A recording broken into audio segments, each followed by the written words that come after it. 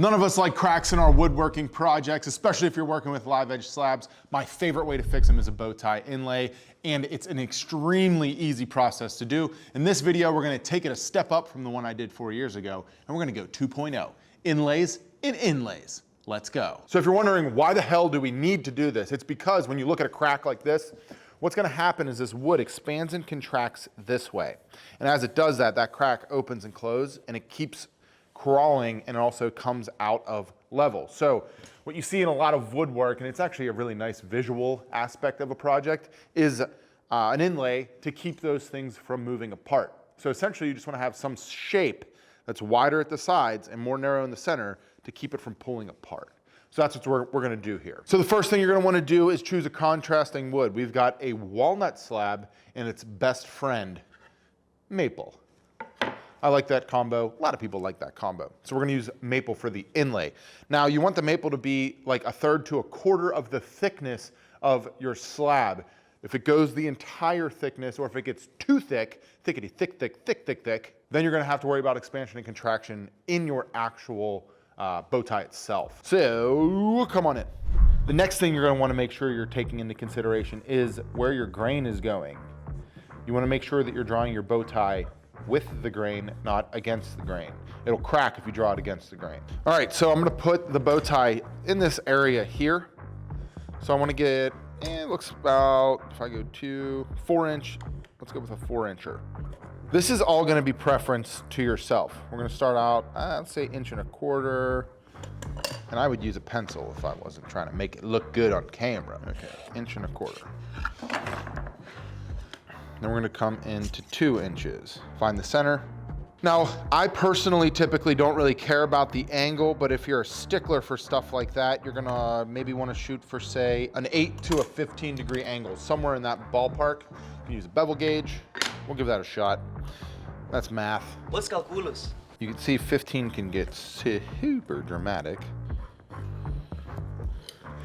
So we're probably gonna wanna come somewhere that's like more like 10. 10, that's that number. What you need to remember for this is that it doesn't have to be perfect, because you're gonna be able to shape this, and each and every single one is gonna be a little bit different.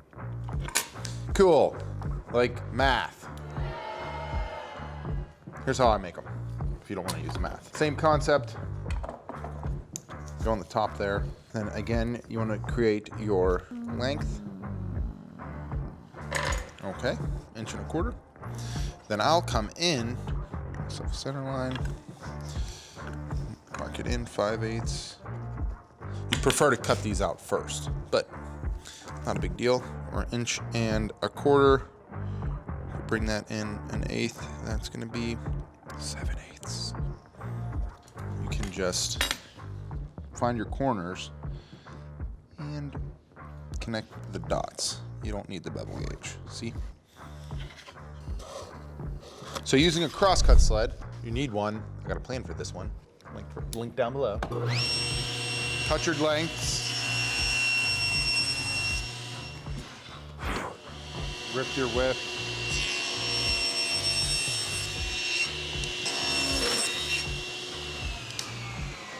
Couple parts here. This is very similar to the zipper table we did, if you remember that one. It was fun. Now over to the bandsaw. Turn it on, let it throw all the epoxy dust out of it. I like to leave the line when I'm cutting.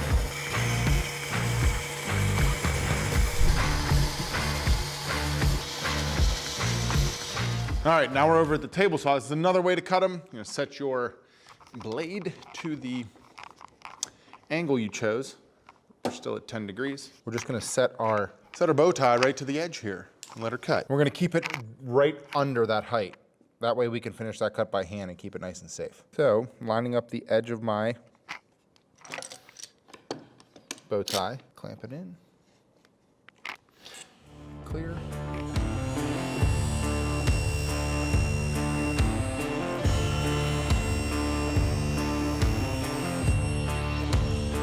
We'll just finish the cut using the edge we've already created.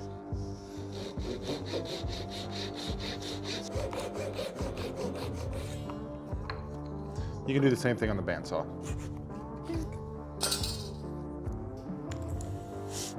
Last thing we'll do, clean the shoulders up with a chisel. So now that we're crispy clean on this guy, pick the spot you want it to go. If you're gonna use an edge and you want it to be square for reference, get yourself a square. You're gonna measure off that edge, make some sort of line, and then you're gonna reference your bow tie to that line.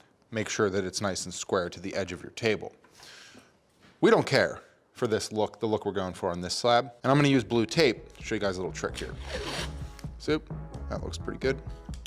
Make sure it's spanning it across the crack. Because crack kills. And Jimmy cracked corn and nobody cared. I don't know if you guys knew that one. We're gonna use a little dab of CA glue. Bleep. And if you're not a woodworker who carries CA glue around in their pocket, you, my friend, are missing out. So get it to about where you want it, and then just let the CA glue work. It's magic. What we're doing here is setting the bow tie where we want it so it doesn't move around when we're marking. We're gonna use a marking knife to now mark, crazy, where our key is. So what you're trying to do here is pierce through the tape and the top of your wood surface. Break those fibers is what you're looking to do. And this is why this is 2.0 compared to my last video on this. It's also 4 years old. So, little wiggle. And that, my friends, is where we're done. Put some lacquer on it and she's good to go. So everything's marked out now. As I said earlier, we want to be about 1/4 inch thick. So something nice if you want to do multiple bow ties is you can just resaw a thicker bow tie like this one. John, why didn't you do that earlier? Someone put a beer tap in their wall and may or may not have been drinking it. This is a palm router. Highly versatile tool, something we use a ton. That bit's seen a few sunsets, huh? That is an up spiral bit, but you can use a straight edge bit as well. Both work fine. Take the tie and then adjust the height of your bit to being just slightly below it. Lock your height in place. That part is done. Now, the next tip that I have if you're doing this is a light.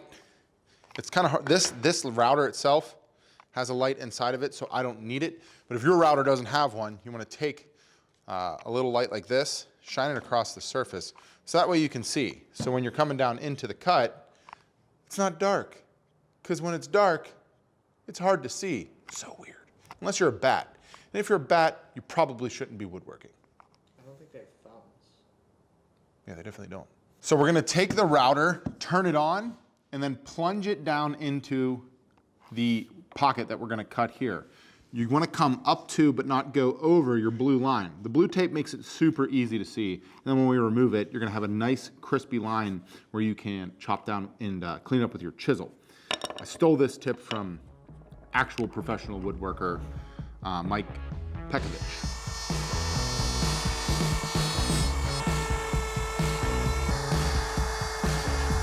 Neat. So now that we have hogged out the majority of the waste, you're gonna come in, sharp chisel. I've got, this is an 1 inch chisel, and I know my edges there are less than 1 inch, so it'll allow me to get into the corners. I will just start chopping back to the line. Now you don't wanna go immediately to the line. You wanna give yourself a little bit of room.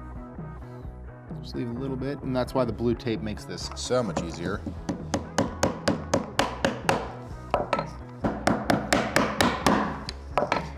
Just pare down, work your way up.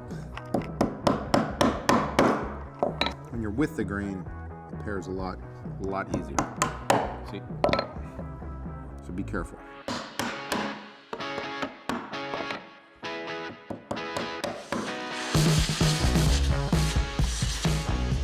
One thing I forgot to mention is that you want to mark the spot you have down and what direction it's facing that you marked on the base. So do that before you cut, that way you're not guessing where it goes when it goes back in. There's only like a few options. So that looks like it's gonna be nice and tight. The next tip is you wanna chamfer the edges on your actual key. We've got a little file here. Secret project. Just put them in, put it in your vise, or put it wherever. And just give yourself a little chamfer that'll help it just get started in the slot. You can also use a chisel for this if you're more comfortable. Alrighty, now we're gonna peel the tape because you know we have close to a snug fit. Make sure everything's out of your hole. We're using Tight Bond here. Decent amount of glue. And now, a moment of truth. Hammer her down.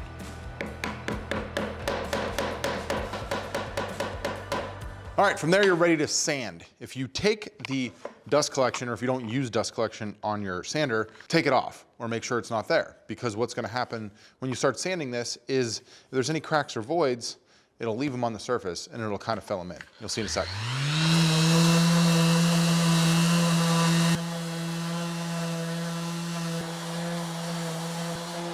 So that's your basic bow tie. You can see perfectly crisp, no gaps. Looks phenomenal, great contrast. If you want to take it to the next level though, I got you.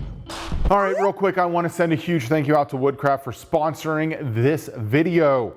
If you guys are looking to get any of the tools I'm using, especially these chisels, Wood River chisels are specifically a Woodcraft product. You can snag them up. I got them linked down below, or any of the other stuff I'm using in this video. Big thank you to Woodcraft for supporting what we do here and all of our woodworking projects. Now, let's get back to doing some awesome bow ties.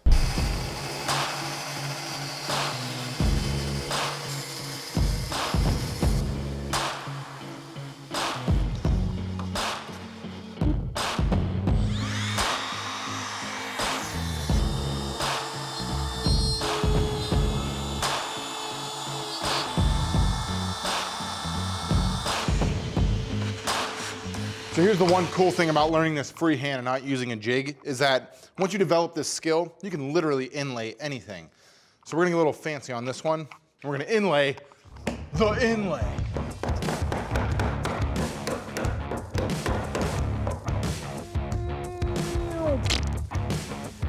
When you get to doing bigger stuff, be careful, you'll crack it.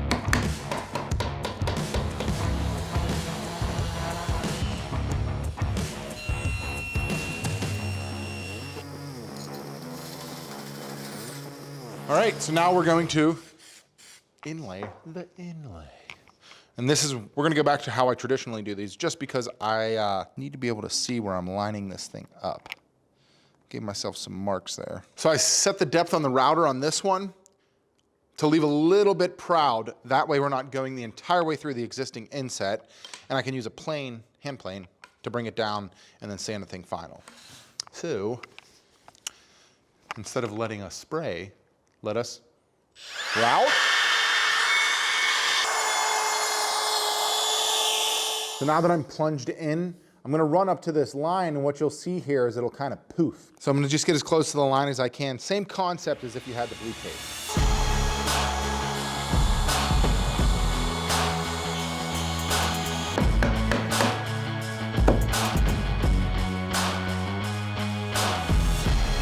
Moment of truth.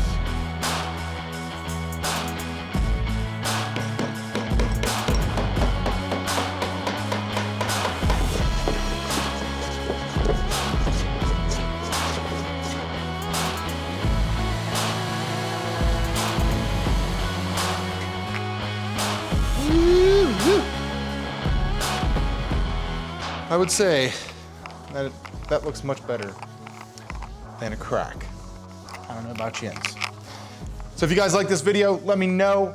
We definitely want to be doing more of these. Leave a comment down below on what you'd like to see, and I'll catch you on the tutorial I tuned up for you right here.